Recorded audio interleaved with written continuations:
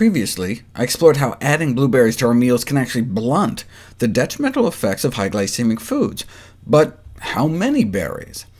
The purpose of this study was to determine the minimum level of blueberry consumption at which a consumer may realistically expect to receive an antioxidant benefit after eating blueberries with a sugary breakfast cereal.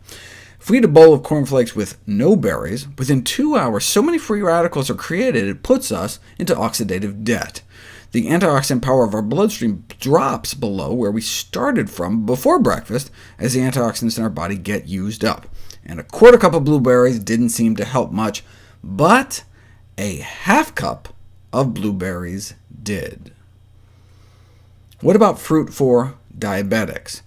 Most guidelines recommend eating a diet with a high intake of fiber-rich food, including fruit, because they're so healthy. Antioxidants, anti-inflammatory, improve arterial function, and reduce cancer risk. However, some health professionals have concerns about the sugar content of fruit, and therefore recommend restricting the fruit intake. OK, let's put it to the test. Diabetics are randomized into two groups, one told to eat at least 2 pieces of fruit a day, and the other told at most 2 fruits a day.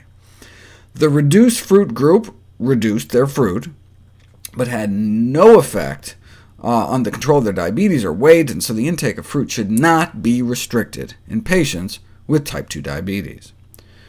An emerging literature has shown that low-dose fructose may actually benefit blood sugar control, so having a piece of fruit with each meal would be expected to lower, not raise, the blood sugar response. The threshold for toxicity of fructose may be around 50 grams. The problem is that's the current average adult fructose consumption, thanks to industrial sugars like table sugar and high fructose corn syrup. So the levels of half of all adults are likely above the threshold for fructose toxicity, and adolescents currently average 75. Now, is that the limit for added sugars or for all fructose? If we don't want more than 50 and there's like 10 in a piece of fruit, should we not eat more than 5 fruit a day? Quoting from the Harvard Health Letter, the nutritional problems of fructose and sugar come when they are added to foods. Fruit, on the other hand, is beneficial in almost any amount. What do they mean by almost? Can we eat 10 fruit a day? How about 20 fruit a day? It's actually been put to the test. 17 people were made to eat 20 servings a day of fruit, despite the extraordinarily high fructose content of their diet, presumably about 200 grams a day, 8 cans of soda worth. The investigators reported no adverse effects, and possible benefit, actually, for body weight, blood pressure, and insulin and lipid levels, fats in the blood, after 3 to 6 months.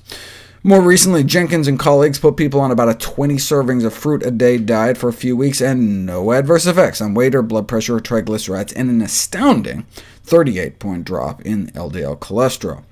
There was one side effect, though. Given the 44 servings of vegetables they had on top of all that fruit, they recorded the largest bowel movements apparently ever documented in a dietary intervention.